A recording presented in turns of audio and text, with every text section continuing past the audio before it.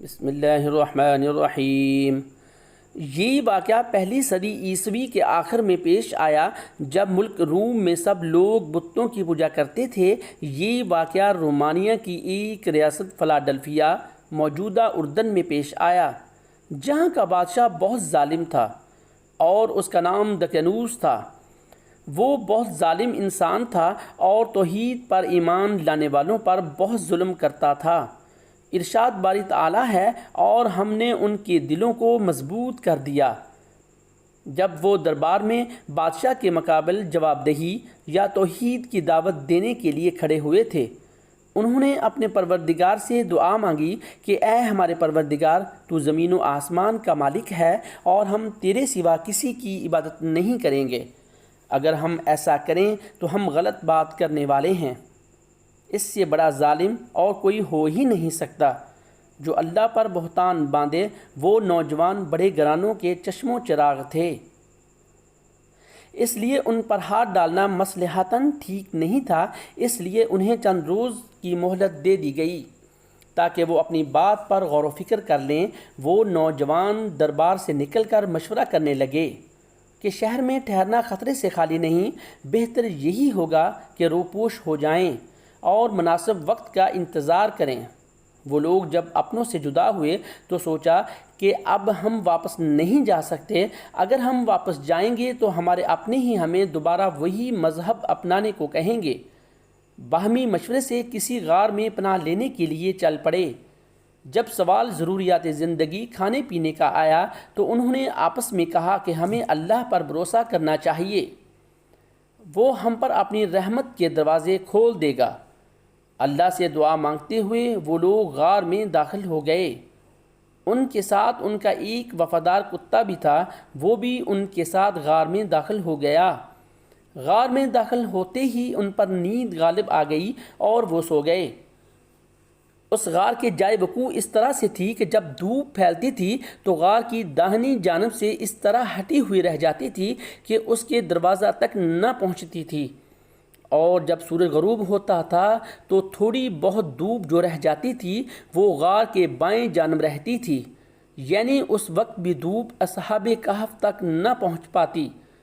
ان لوگوں نے ہمت کی اور اللہ پر بھروسہ کرتے ہوئے غار میں داخل ہو گئے اور اپنے پروردگار کی رحمت سے امید باندھ لیں، اور اللہ نے ان پر اتنا کرم کیا کہ ان کا گزر ہی نہ ہوا ان کے اوپر سے۔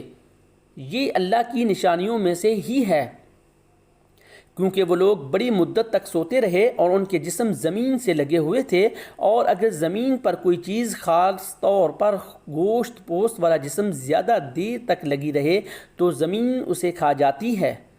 اللہ قدرت رکھتا ہے کہ انہیں الٹ پلٹ کے بغیر ہی سلائے رکھتا، مگر حکمت کا تقاضا یہی تھا کہ ان کی کروٹیں بدلائی جائیں۔ کچھ روایت میں آتا ہے کہ سال میں ایک مرتبہ انہیں ایک جانب سے دوسری جانب پلٹ دیا جاتا تھا، اور کچھ روایات کے مطابق سال میں 2 مرتبہ انہیں دائیں جانب سے بائیں جانب اور بائیں جانب سے دائیں جانب کروٹ دی جاتی تھی۔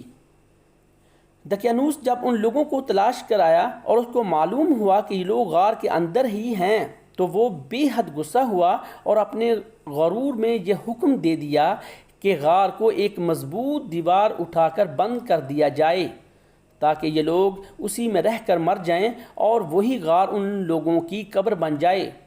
مگر دقیانوس نے جس شخص کے سپرد یہ کام دیا تھا وہ بہت ہی نیک دل اور صاحب ایمان آدمی تھا۔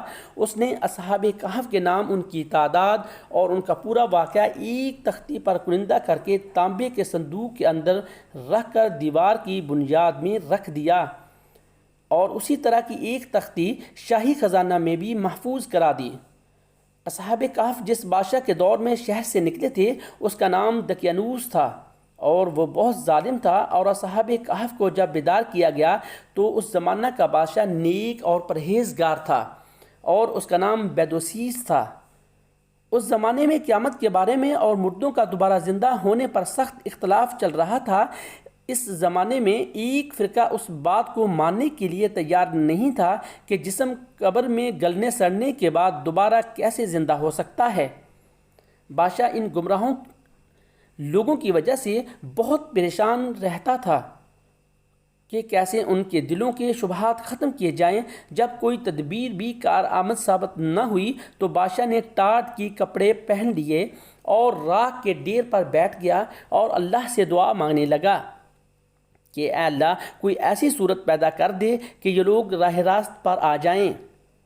اللہ نے بادشاہ کی دعا کو قبول فرمایا اور اس کا سبب یہ بنایا کہ اصحاب کہف کو بیدار کر دیا، اور جب انہیں بیدار کیا تو وہ لوگ آپس میں کہنے لگے کہ ہم ایک دن یا چند روز کے لیے سو گئے تھے۔ کوئی کہتا تھا کہ ایک دن سوئے ہوں گے، دوسرا کہتا تھا کہ ایک دن سے بھی کم سوئے ہوں گے۔ جب بحث بڑھنے لگی تو ان میں سے ایک شخص نے کہا کہ یہ باتیں چھوڑو اور کھانے کی بات کرو، بہت بھوک لگی ہے۔ انہوں نے ایک آدمی کو جس کا نام تملیخہ تھا بتایا جاتا ہے بازار کھانا لانے کو بھیجا اور اسے محتاط رہنے کو کہا کہ کسی کو پتہ نہ چلے اور کھانا حلال لے کر آنا۔ جب ان کا ساتھی شہر پہنچا تو یہ دیکھ کر حیران رہ گیا کہ وہاں کا تو سارا منظر ہی بدل چکا تھا۔ تملیخہ نے ایک تنور والے سے کھانا لیا اور 300 سال پرانا سکہ نکال کر تنور والے کو تھما دیا۔ تنور والا وہ سکہ دیکھ کر حیران رہ گیا، اس نے باقی دکانداروں کو بھی دکھایا۔ سب کہنے لگے کہ اس شخص کے ہاتھ کوئی خزانہ لگ گیا ہے۔ ان سب نے مل کر تملیخہ کو بادشاہ بیدوسیس کے حوالے کر دیا۔ بادشاہ بہت ہی اللہ والا تھا، اس نے سلطنت کے خزانے میں ایک تختی دیکھی تھی جس پر اصحاب کہف کے نام اور ان کے روح پوش ہونے کا واقعہ لکھا ہوا تھا۔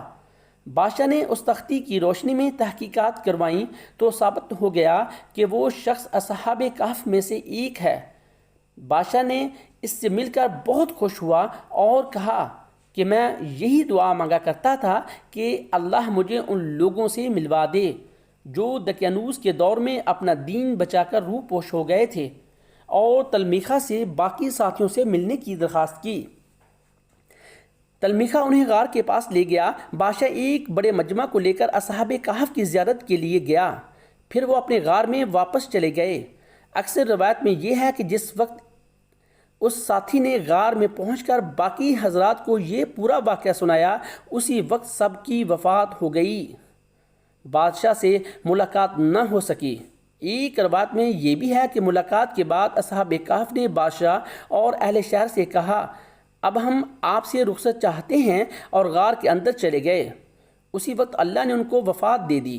بہرحال جب شہر والوں نے یہ واقعہ رونما ہوتے دیکھا تو انہیں یقین آ گیا کہ جو ذات اس چیز پر قادر ہے کہ 300 سال تک انسانوں کو بغیر ضروریات زندگی کے زندہ رکھ سکتا ہے اور اتنی دیر سلائے رہنے کے بعد تندرست بیدار کر سکتا ہے، تو اس کے لیے مشکل نہیں کہ مرنے کے بعد ماں اجسام انہیں دوبارہ زندہ کر سکے۔ اس واقعہ کے بعد ان لوگوں کا اختلاف ختم ہو گیا جو کہ قیامت کے دن پر یقین نہیں رکھتے تھے۔